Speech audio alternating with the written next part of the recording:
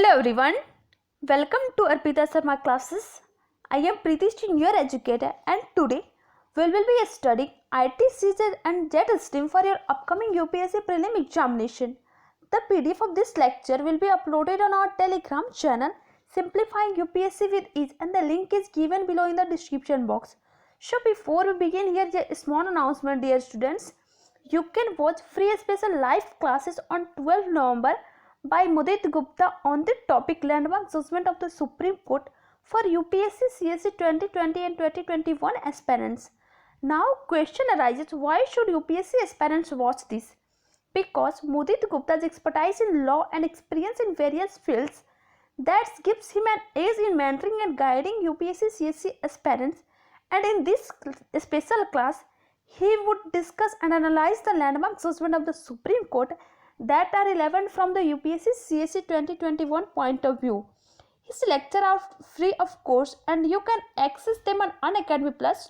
Don't forget to check them out. Now let's move towards our topic, that is JET streams. So आज का जो हमारा topic है वो है JET streams, जिसमें हम लोग जानेंगे कि JET streams है क्या, इसके डिफरेंट फीचर्स क्या है, ये फॉर्म होने के इसके रीजंस क्या हैं, देन इसके हम लोग डिस्कस करेंगे इसकी ओरिजिन कैसी होती है, फाइनली हम डिस्कस करेंगे इसके टाइप्स एंड कॉन्सिक्वेंसेस. सो सबसे पहले अगर आपसे बात करूँ कि what do mean by jet streams. So basically ये जेट स्ट्रीम जो है it is a fast flowing narrow winds that are found in the troposphere. जो ट्रोपोस्फीयर होता है बेसिकली अगर हम लोग पोल की तरफ बात करें तो पोल जो होता है, पोल के आसपास हमारा ट्रोपोस्फीयर जो है 7 to 8 to 10 मान लीजिए 8 to 10 किलोमीटर इसकी हाइट होती है altitude. While on the equator हमारे ट्रोपोस्फीयर की जो हाइट होती है वो 16 to 18 किलोमीटर होती है. तो इसे ट्रोपोस्फीयर के हाइट के बीच में ही हमारा जेट स्ट्रीम पाया जाता है and it is very fast flowing wind. And important thing is that it is narrow, it means कि ये बहुत थिन एयर है. जैसे कि और भी विंड्स होते हैं, ट्रेड विंड से आपकी ईस्टर्ली वेस्टर्ली, बस मोस्ट इंपॉर्टेंट क्या है ये जो जेट स्ट्रीम है डिफरेंस इसमें क्या है कि it is a fast flowing as well as thin air that are only found in the troposphere of the earth. ये जो स्ट्रीम्स होता है, स्ट्रीम का मतलब क्या, लाइक रिवर. जैसे कि जो जब रिवर फ्लो करती है तो हम देखते हैं कि वो मियांड्रिंग करते हुए चलती है, ठीक वैसे ही जब जेट स्ट्रीम जब यहाँ पे विंड ब्लो करेगी तो वो मियांड्रिंग की तरह मीन्स लाइक बोल सकते हो रोजबी वेव जो होते हैं उस तरह से वो ब्लो करते हुए चलती है. अब आता है कि व्हेन इट वाज डिस्कवर्ड, तो जब सेकेंड वर्ल्ड वॉर चल रहा था तो उस वक्त हम इसकी डिस्कवरी हुई थी. बेसिकली जो वहाँ पे फाइटर्स थे उन्होंने इस बात को रिकॉग्नाइज किया कि ये जो जेट स्ट्रीम्स है ये वेदर पैटर्न में जो वेदर पैटर्न चेंज हो रहा है उसमें बहुत ही इंपॉर्टेंट रोल प्ले कर रहा है. And that time it was discovered. And important thing कि इसकी कितने हाइट के बीच में पाया जाएगा, 7 to 14 या 8 to 18 किलोमीटर के बीच में. अब हम देखते हैं कि what are the different features of jet stream. So most important features इसका क्या है कि हमेशा वेस्ट टू ईस्ट मूव करता है. जैसे कि अगर वेस्ट टू ईस्ट मूव करता है इट मीन्स कि ये वेस्टर्ली है. जो भी विंड्स आपकी वेस्ट से ईस्ट की तरफ मूव करती है वे वेस्टर्लीज होती है, वाइल जो विंड्स आपकी ईस्ट टू वेस्ट की तरफ मूव करेंगी वो होंगी आपकी ईस्टर्ली जेट स्ट्रीम. तो आपका जो जेट स्ट्रीम है वो कौन सा हो जाएगा, लाइक वेस्टर्ली विंड्स हो जाएंगे. ये और इम्पोर्टेंट का फीचर क्या हो जाएगा कि it is very thin air that are found in only in the troposphere. और इसकी जो थिकनेस मीन्स जो विड्थ होती है वो ऑलमोस्ट 100 किलोमीटर होती है. इट मीन्स इसकी थिकनेस भी ज़्यादा नहीं होती है. बट डेप्थ की बात करें तो डेप्थ जो होती है इसकी 2 to 4 किलोमीटर होती है. अब आता क्या है कि ये जो आपका जेट स्ट्रीम है ये बस पोल और 20 डिग्री लैटिट्यूड जो है इन्हीं दोनों के बीच में पाया जाता है. ये इक्वेटर के पास नहीं पाया जाता है. इक्वेटर से अब मीन्स जो हमारा जहाँ से सब ट्रॉपिकल बेल्ट शुरू होता है वहाँ से हमारी जेट स्ट्रीम की फॉर्मेशन शुरू होती है और पोल तक की. होता क्या है इसकी जो फॉर्मेशन होती है जब दो एयर मास मिलते हैं, जब दो डिफरेंट एयर मास मिलते हैं तब जाके हमारी जेट स्ट्रीम की फॉर्मेशन होती है. इसके बारे में हम लोग देखेंगे लेटर जब नेक्स्ट स्लाइड में हम लोग देखेंगे इसकी फॉर्मेशन कैसे होती है. अदर नाम इसकी बात करें तो इसकी अदर नाम है सरकम पोलर रिल. वाई, बिकॉज ये हमेशा पोल की तरफ दोनों ही हेमिस्फीयर में हमेशा पोल की तरफ मूव करते हैं. That's why it is also known as circumpolar whirl. इसकी स्पीड्स की बात करें तो स्वाभाविक है कि इसकी स्पीड ज़्यादा होगी. जैसे अभी मैंने बताया कि it is fast flowing wind. It means तो इसकी स्पीड है 5 to 10 किलोमीटर पर सेकेंड है. और अगर हम किलोमीटर में देखें तो इसकी स्पीड हो जाएगी 18 to 16 किलोमीटर पर आवर. और इसकी जो मतलब जब विंड ब्लो करती है, तो अगर मैं बोल रही हूँ कि स्ट्रीम्स मतलब क्या, रिवर की तरह, इट मीन्स कि ये भी मियांडरिंग करते हुए चलती है। तो जहाँ पे हमारा टेम्परेचर ज़्यादा कंट्रैक्ट करता है वहाँ पे मियांडरिंग हमें ज़्यादा देखती है, वाइल जहाँ पे हमारा टेम्परेचर कम कंट्रैक्ट करता है वहाँ पे हमें जेट स्ट्रीम में कम मियांडरिंग दिखता है। ये इंपॉर्टेंट फीचर्स है। एंड इम्पॉर्टेंट फीचर इसका और क्या है कि ये जो इसमें विंड वेलोसिटी होती है सीजनली चेंज करती है। जैसे कि अगर आप बात करें समर में, तो समर में इसकी स्पीड ज़्यादा हो जाती है, इवन दोगुनी हो जाती है विंटर से। विंटर में इसकी अगर स्पीड इसकी जो 3 to 5 किलोमीटर है, तो गर्मी में इसकी जो स्पीड होगी 6 to 10 किलोमीटर के आसपास जा सकती है। मतलब मैक्सिमम स्पीड कभी कभी आप बात करें तो बहुत ज़्यादा हो सकता है, इट मीन्स की 480 kilometre per hour, it is maximum speed. But average जो इसकी स्पीड है वो है 18 to 36 किलोमीटर पर आवर। अब हम लोग बात करते हैं कि कौन कौन से फैक्टर्स है, मीन्स किस रीजन की वजह से हमारी जेट स्ट्रीम जो है उसकी फॉर्मेशन होती है। तो मोस्ट इंपॉर्टेंट रीजन क्या है, टेम्परेचर ग्रेडियंट। ग्रेडियंट मीन्स क्या कि स्लोप, इट मीन्स जहाँ पे दो डिफरेंट टेम्परेचर में आप मान लीजिए एक हाई टेम्परेचर है और एक लो टेम्परेचर है, तो वो दोनों में जब एक स्लोप क्रिएट होता है, ग्रेडियंट क्रिएट होता है, तो उस वक्त हमारे जेट स्ट्रीम की फॉर्मेशन होती है। तो सपोज जहाँ पे आपका टेम्परेचर ग्रेडियंट क्रिएट होता है तो स्वाभाविक बात है कि वहाँ पे प्रेशर ग्रेडियंट भी क्रिएट होगा। It means temperature gradient and pressure gradient और air pressure both are responsible and important factors for the formation of jet stream। Important thing होता क्या है कि जहाँ पे हमें ज़्यादा टेम्परेचर डिफरेंस दिखाई देता है वहाँ पे हमारी जो विंड वेलोसिटी होती है वहाँ पे ज़्यादा होती है। और सपोज यहाँ पे ये भी हो सकता है कि जहाँ पे टेम्परेचर ज़्यादा कंट्रैक्ट करेगी, ज़्यादा टेम्परेचर डिफरेंस होने की वजह से टेम्परेचर कंट्रैक्ट करेगी, वहाँ पे आपके मियांडरिंग भी बहुत ज़्यादा दिखाई देगी। अब इसकी इम्पोर्टेंस की बात करते हैं कि what is importance of jet stream. तो मोस्ट इम्पॉर्टेंट इसका जो जेट स्ट्रीम का है वो है कि ये जो वेदर पैटर्न, इसमें पूरे वर्ल्ड में जो वेदर पैटर्न है उनमें बहुत ही इसका सिग्निफिकेंट रोल है। जब मैं आपको एक एक चीज़ बताऊंगी कि इसके टाइप्स है, तब आपको समझ में आएगी कि कैसे ये इंडियन मॉनसून जो है उसमें इंपॉर्टेंट रोल प्ले करते हैं। तो नेक्स्ट स्लाइड में इसको देखेंगे। एंड ऑल्सो जो मेट्रियोलॉजिस्ट होते हैं उनको भी वेदर फॉरकास्ट करने में बहुत ही हेल्पफुल मिलता है। तो this is about its importance. अब हम लोग देखते हैं इसकी ओरिजिन के बारे में कि कैसे इसकी ओरिजिन होती है।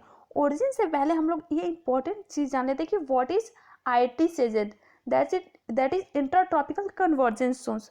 बेसिकली ये जो इंटर ट्रॉपिकल कन्वर्जेंस जोन है ये इक्वेटर के पास पाया जाता है। जहाँ पे इक्वेटर है, इक्वेटर के पास मीन्स 5 आप बोल सकते हैं, जो 5 to 10 किलोमीटर, जो 5 degree north latitude to 5 degree south latitude है, इन दोनों के बीच में आपका इंटर ट्रॉपिकल कन्वर्जेंस जोन पाया जाता है। यहाँ पे दो तरफ से एयर मीन्स आपके जो इधर से नॉर्थ ईस्ट एयर और नॉर्थ ईस्ट विंड और इधर से आपकी जाएगी साउथ आप बोल सकते हैं साउथ ईस्ट विंड, तो ये दोनों जब मिलती हैं तो हमारा इंटर ट्रॉपिकल कन्वर्जेंस जोन बनता है। कन्वर्ज इट मीन्स दो तरफ से एयर आके जो है कन्वर्ज हो रही है, दोनों तरफ से आपकी जो ट्रेंड विंड है वो दोनों आके कन्वर्ज हो जाती है। और यहाँ पे होता क्या है कि जो इंटर ट्रॉपिकल कन्वर्जेंस जोन जो है ये शिफ्ट भी होता है। वाई?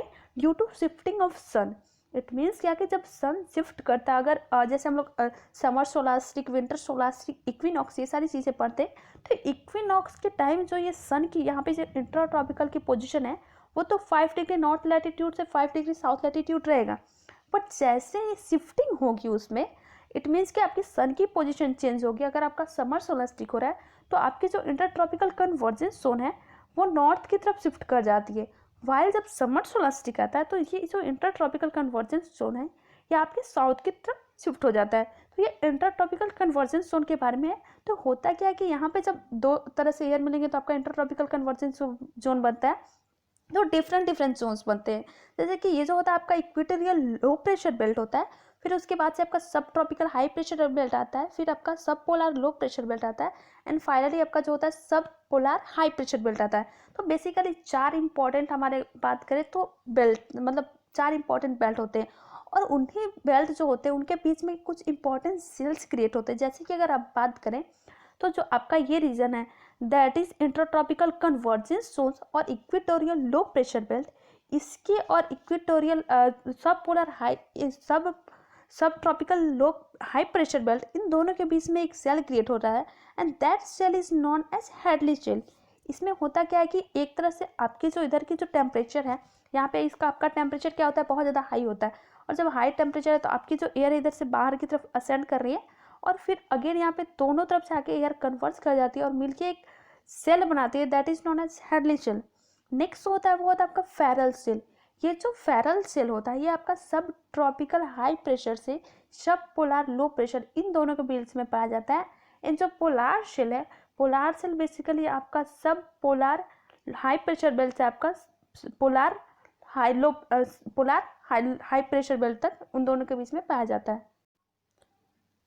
सॉरी, आई थिंक यहाँ पे थोड़ा मैंने कंफ्यूज हो गई।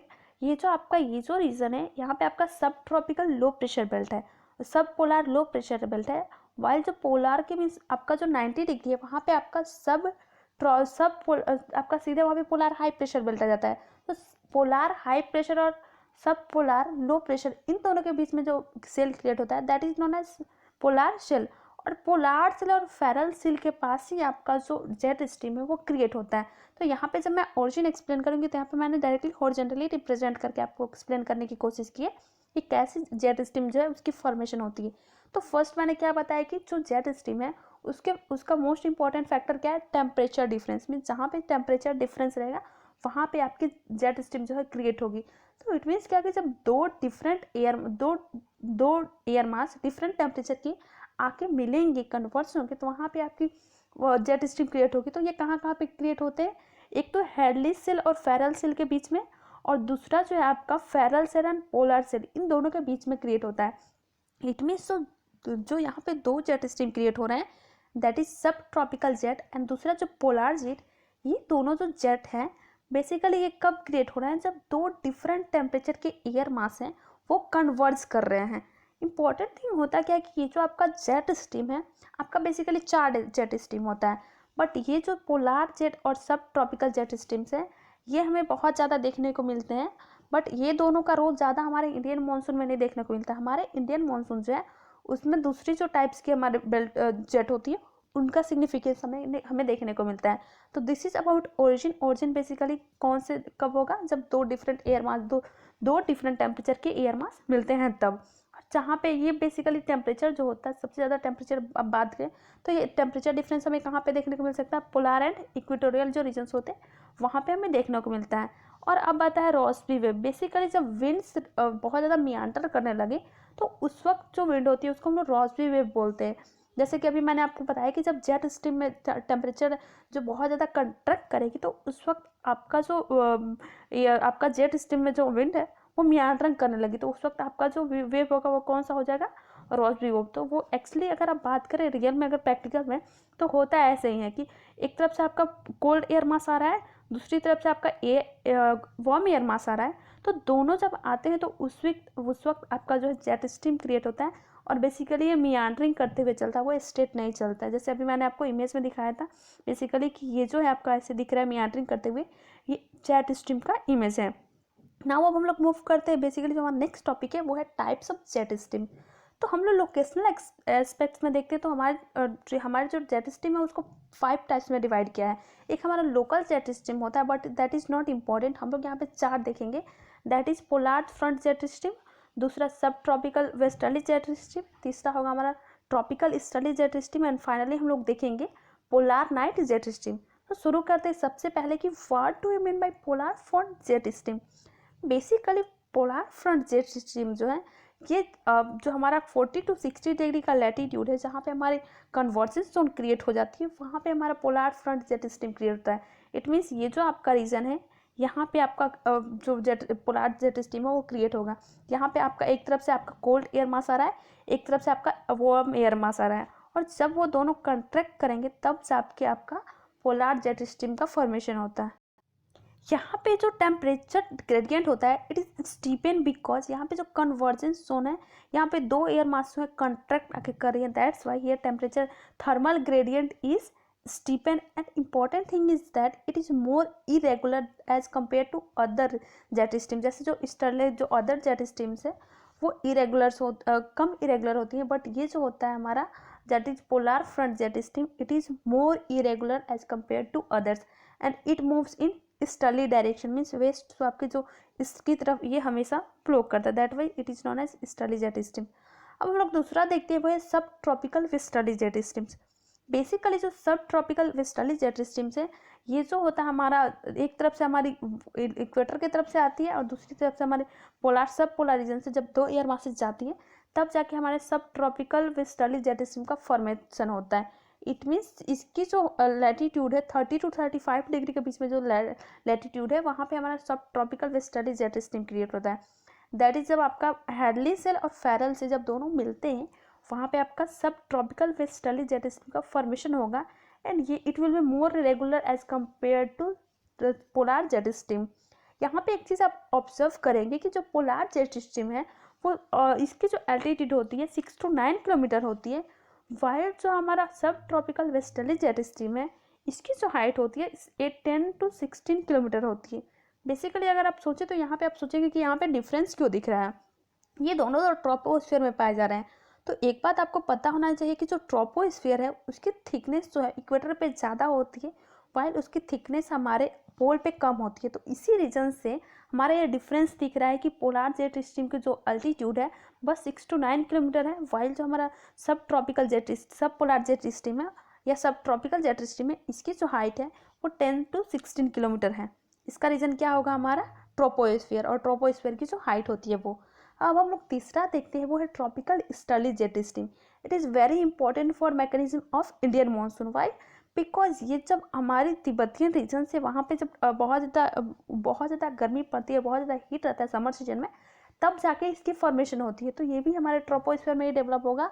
एंड ये किस किस रीजन में डेवलप होता है, south east Asia, India and Africa, ये सारी जो रीजन्स हैं यहाँ पे हमारा ट्रॉपिकल ईस्टर्ली जेट स्ट्रीम वहाँ पे दिखाई देता है and only during summer season.